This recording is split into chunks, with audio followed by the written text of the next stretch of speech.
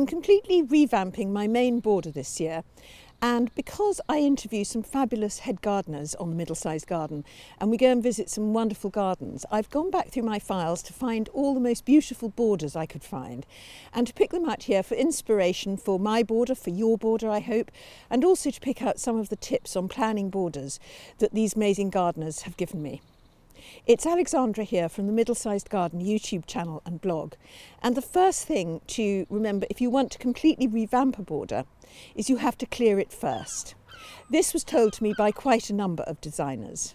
As you can see, we've cleared this border and it was quite difficult to get everything out because I kept thinking, oh, that's quite nice.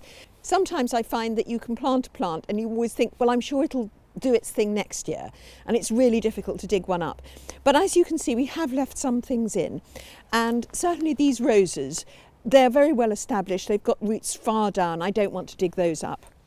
The grasses, by the way, we've only just replanted. You can see we've left the bulbs in. The bulbs are there for the spring garden, and it's really the summer and the late season garden that I'm changing here. And otherwise there are just a few things like irises which I want to keep in the garden, and now is not really a particularly good time to move them. But so much has come out of here. It is now pretty much a clean slate, and that's really what you need to aim for. So most of us start with colour when we're planning a border, although there are some designers who say actually don't start with colour, but we'll get to those later. I think most of us instinctively think, well, what sort of a colour do I want? So I'm going to go through some of the colours and the way they've been used in these gardens to see how we can make it work for ourselves. So what about yellow? Well, yellow in the UK anyway is a love it or loathe it colour, and some people just won't have it in their gardens. But I think you can see from these borders that it really adds a kind of lift. I mean, yellow creates sunshine and it creates brightness. And I particularly love Anthemis tinctoria, which is this yellow daisy-like flower, which I first saw at Doddington Place Gardens in the Sunk Garden. And there was a great clump of it, and it featured in our video 6 perennials that flower all summer, because it really did flower for months on end. It went really well with a sort of pink geranium. And the next time I saw it and really loved it was at Board Hill Gardens in Sussex, where there are some borders designed by designer Chris Beardshaw. And this Anthemis tinctoria and a couple of other yellows work incredibly well with the blues. The blues come from very simple plants like geraniums and campanula. So these are not difficult plants to grow. Yellow and blue on the opposite sides of the colour spectrum. And so you get this real kind of contrast and zing. And once again, I saw this border in midsummer, and then I went along 2 months later and it was still looking good with the Anthemis tinctoria. At Great Dixter, of course, they always love to turn people's preconceptions upside down. And so I saw a border that was almost completely yellow there. These are either marigolds or chrysanthemums. I'm afraid I can't tell at this distance, although marigolds and chrysanthemums are related, so perhaps it's not surprising. And of course, yellow in terms of the late summer border adds a richness. It's sort of almost like gold. And I just adore seeing yellow mixed with oranges and golds and reds. And this border at Great Comp in Kent was looking fantastic in October, which for us is really even quite late autumn, and it had been looking good for some time. And this border is mainly salvias, chrysanthemums and dahlias, but it really does have impact. So what about white in a garden? Now, white is something that intermittently becomes really quite fashionable, although I think a lot of us don't really want to bother with fashion in terms of gardens. But Vita Sackville-West created her white garden at Sissinghurst, which people have admired ever since. And last year in the Chelsea Flower Show, it was a white garden that won the People's Choice Award. It's this one designed by Richard Myers. And you can see why people loved it so much. One of the things that makes a white garden quite easy is that it's very dependent on things like evergreen structure, so that you can have beautiful trees, evergreen shrubs, topiary sculpture, and what that means is that a white garden can look good all year round. And then, of course, it seems relatively simple to fill the border with white plants, because you can start with snowdrops in the spring and then on to white daffodils, tulips, white peonies, white irises, white roses, white chrysanthemums, white dahlias. So there's a great range of white flowers. But I think that for a mixed herbaceous border like mine, I don't think I would put it just white. I think it works better when it's dotted around within other structures. The other warning I'd say about white is that quite often, because I did try to do a white border here in this garden, and what I found that quite often plants labelled as white come up as not white. So you have to be not too strict. I think a little bit of other colours in a white border does work very well, and you can see that Richard Myers has punctuated this with red. The other thing, if you're going to put white with other colours deliberately, I visited the gardening guru Sarah Raven last summer, and she had very interesting theories on colour. She's incredibly good with colour, and she said that white works best if it's used with other colours that have a lot of white in them. So for example, a pastel pink or pastel blue or pastel lilac has loads and loads of white in it, and white really works well in that.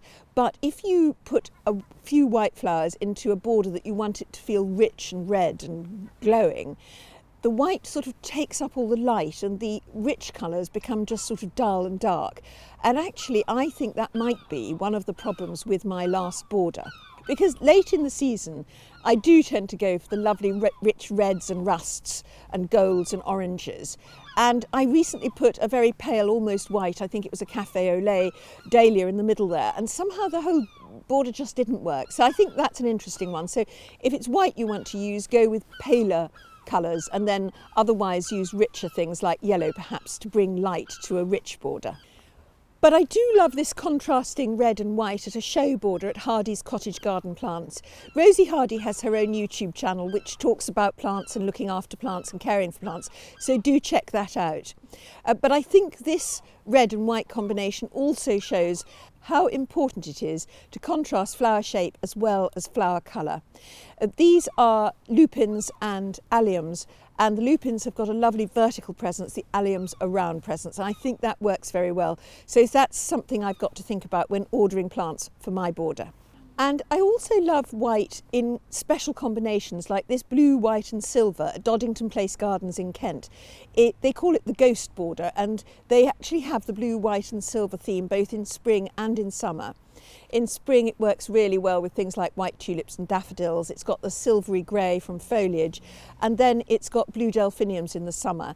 Podcaster and gardener Joff Elphick, who has a Pot and Cloche podcast, says that blue delphiniums are absolutely the flower that really define an English country garden, and I have to say I'm very tempted. So thinking of blues, lavenders, pinks, I just love that whole soft spectrum, and it's certainly the one I think I would like for my early summer and midsummer garden. In grand gardens, they will often have a cool border, which is the soft blues, pinks and lavenders, and then a hot border, which is the oranges and the rusts and the reds. But I don't have really space for two grand borders. But I think it really works to have one colour scheme up to about midsummer, and then slowly it can get rustier and redder and it can change and become more golden. We visited the West Dean Gardens in Sussex to talk to head gardener Tom Brown, and I went at midsummer and there were the most beautiful soft blues and lavenders. And Tom Brown gave us a very good bit of advice, which he said you need to plant in large clumps. He would say 5, 7 or 9. You're often recommended to plant in 3s. But as he points out, if a herbaceous border is quite a competitive environment for a plant, and if you plant in 3s and one of the plants dies, you've only got 2, and that's just not much of a display. So I'm really going to try and force myself to plant in 5s or 7s. Even though my borders are not as big as the borders at West Dean. Looking at that border, you can once again see how important the shape of the foliage is. So although many people think of irises just for their flowers, which only really last a few weeks, in fact their leaves, which those lovely sharp sword-like leaves, create a punctuation in the border really for the whole of the summer. There's also some lovely soft pinks and reds in this 100-metre border at the No Name Garden in Kent. Here, Steve Edney and Lou Dowell have created the most amazingly luscious border, full of movement. It's a perennial border which looks good all summer but comes to a height in late summer. And although it feels quite relaxed and abundant, nevertheless they make quite disciplined colour choices, and it really is all the shades of red and pink that go very well together. Steve gave me some advice for creating a stunning perennial border, and you can see that video in the description below. But one of the most interesting things in it is where he and Lou argue about whether a dark red persicaria really belongs in the border or whether it's just a bit too strong and a bit too much in that particular environment. And you can learn a lot from that debate. Steve also prefers the graded height system, which is where you have the tallest plants at the back and the smallest plants at the front. Not everyone plants a herbaceous border like that these days, but Steve said that if you want to do that, then go down about a third in height with each layer. So you might have, say, 6-foot plants at the back, and then maybe a 4-foot high plant in the middle, and then 2-foot high plants or ground height at the front. And then thinking about the hot colours, the reds, the oranges, the burnt russet, the gold, and everything like that, I have to show you this border in Gravetye Manor Hotel in East Sussex. This was a garden originally designed by the famous Victorian gardener William Robinson, and is now maintained as a most glorious garden by Tom Coward. It's really worth a visit if you ever get the chance to go. And I think the way all these golds work together is just fantastic. And looking at it, I can see that grasses play a very big part in the success of this border. So that takes me on to Michael McCoy, garden designer, who very much believes that colour isn't something you should be worrying about in the herbaceous border, but its shape. And he advises you to go for 3 different shapes: vertical spires, horizontal and rounded shapes. And he says that if you get all that right, then colour just doesn't matter so much. Like Tom Brown, Michael McCoy also plants in very large groups, and it certainly does create fabulous impact. But there's another really lovely garden border where colour is not the most important thing, and there's no actual set colour scheme. And that's Paul and Francis Moskowitz's border, which featured in How to Make a Flower Border Look Amazing video, which I'll put in the description below. And what Francis said was that when she was trying to be very colour controlled, she found that it meant she chose plants that perhaps weren't absolutely the best for the conditions and for the environment. So she now doesn't think about colour, she thinks about what plants are going to really be happy and healthy in her border.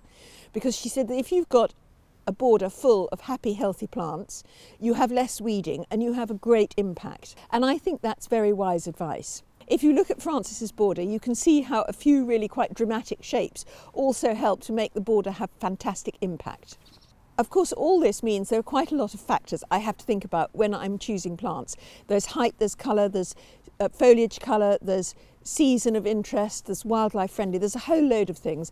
And so really, to keep all these in mind, I've got a really useful checklist called a Beautiful Borders Planning Checklist, which you can download free from the Middlesized Garden blog, or you could probably do it yourself actually on a spreadsheet if you're spreadsheet inclined. But I really found it useful to go down a list and look at exactly, oh, there's an awful lot of one colour, not enough of another. And if you'd like more advice on herbaceous borders, don't miss our Beautiful Borders playlist at the end of this video. Let me know what your tips for borders are, and thank you for watching. Goodbye.